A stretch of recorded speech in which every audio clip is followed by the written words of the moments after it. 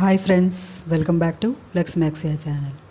ఈరోజు మనం క్యాబేజీ బంగాళదుంప ఫ్రై చాలా సింప్లీ ప్రిపేర్ అండి.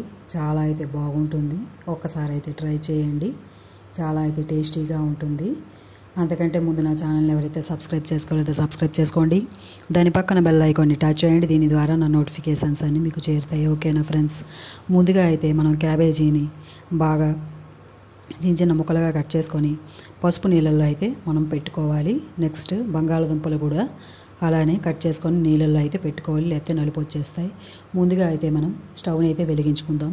స్టవ్ని వెలిగించుకొని కడాయి అయితే పెట్టుకొని కడాయి బాగా వేడైన తర్వాత ఆయిల్ని అయితే వేసుకుందాం. ఆయిల్ బాగా వేడైన తర్వాత ఒక్కొక్కటిగా పోపు సామాన్లు అయితే యాడ్ చేసుకుందాం. ముందుగా అయితే జీలకర్రను అయితే యాడ్ చేద్దాం.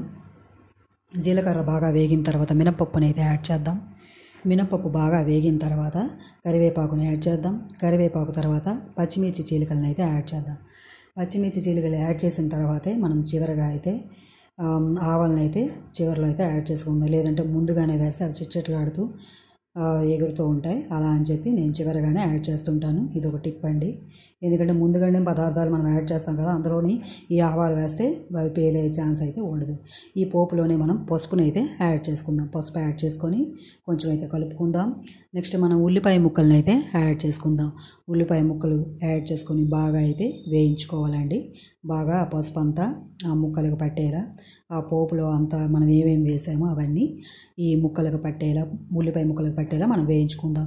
ఇవి వేయించుకున్న తర్వాత మన పసుపులో మనం పెట్టుకున్నాం కదా క్యాబేజీ ఆకు, ఆ ఆకుని అయితే మనం కడిగి పెట్టుకొని ఇలా అయితే మనం నీరంతా తీసేసి ఇలా అయితే వేసుకుందాం. ఇలా వేసుకొని ఒకసారి ఆ ఆయిల్ అంతా, పోపు అంతా ఈ క్యాబేజీ ఆకులకి పట్టేలా మనము ఒకసారి అయితే ఇలా కలుపుకుందాం. మనం ముందుగానే పసుపు వేసుకున్నాం కదా, తర్వాత వేయాల్సిన అవసరం అయితే లేదు. ఇప్పుడు బంగాళదుంప ముక్కల్ని నీటిలో తీసేసి ఇలా అయితే వేసుకుందాం. వేసుకొని ఇంకొకసారి అయితే ఆ పోపు అంతా వీటికి పట్టేలా ఒక సైడ్ నుంచి అయితే కలుపుకుందాం. చూస్తున్నారు కదా, ఇలా కలుపుకుంటే ఏమిటంటే ఆ పోపు అంతా, ఆ పోపులో వేసే ఈ పదార్థాలన్నీ ఆ క్యాబేజీ ఆకుకి, బంగాళదుంపలకి బాగా అయితే పడుతుంది. ఇప్పుడైతే సరిపడా ఉప్పునైతే యాడ్ చేసుకుందాం. ఉప్పుని యాడ్ చేసుకొని ఇంకొకసారి అయితే మనం కలుపుకుందాం. సరిపడా ఉప్పునైతే యాడ్ చేయాలండి. సరిపడా ఉప్పునైతే యాడ్ చేసుకొని బాగా అయితే ఇంకొకసారి అయితే మనం ఒక సైడ్ నుంచి అయితే కలుపుకుందాం. ఆ పోపు అంతా వీటికి పట్టేలా ఉప్పు వేసాం కదా, ఉప్పు అంతా ఈ ముక్కలకు పట్టేలా బాగా అయితే ఇలా కలుపుకోవాలి. ఇలా కలుపుకున్న తర్వాత మనం మూతనైతే పెట్టుకోవాలి.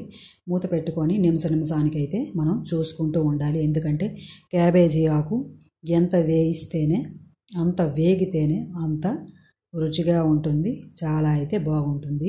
ఒక్క చారన్నంతోనే ఈ వేపుడైతే పెట్టుకొని చక్కగా అయితే తినేస్తారు. ఎవరికైతే ఇలా ఇష్టమైతే ఉండదో వాళ్ళు. ఇప్పుడు మూత అయితే పెట్టుకున్నాం కదా, ఆ మూత తీసేటప్పుడు ఆవిరి నీరు కూడా ఇందులోనే వేసి మనం ఇంకొకసారి అయితే కలుపుకోవాలి. ఆ మూత నీరు మనం పక్కకు పెట్టకుండా ఆ నీరు ఇందులోనే వేసి మనం కలుపుకోవాలి. చూస్తున్నారు కదా, ఇలా కొంచెం కొంచెంగా వేగి చివరికైతే చాలా బాగా వేగిపోతుంది. కలర్ అయితే మారిపోయింది కదా. ఇప్పుడు ఇంకోసారి అయితే మూత పెట్టుకొని నెక్స్ట్ ఇంకోసారి అయితే చూసుకుందాం. ఆవిరి నీరంతా వేపుల్లో పడేలా చూసుకొని ఇంకోసారి అయితే కలుపుకుందాం. ఇలా మనం చూస్తూ ఉండాలి. లేదు అంటే ఆ క్యాబేజీ ఆకు మాడిపోయే ఛాన్సెస్ అయితే ఉంటుంది. ఆ ఛాన్స్ మనం ఇవ్వకుండా మనం మూత పెడుతూ, ఆ మూత తీస్తూ ఆవిరి నీరైతే దాంట్లో వేస్తూ ఉంటే అడుగంటదండి. వేపుడు చాలా అయితే బాగా అయితే వస్తుంది. చూస్తున్నారు కదా, చివరగా అయితే వేపుడైతే రెడీ అయిపోయింది. ఇంకొకసారి మనం అడుగంటకుండా ఒక్కసారి అయితే ఇలా కలుపుకుందాం.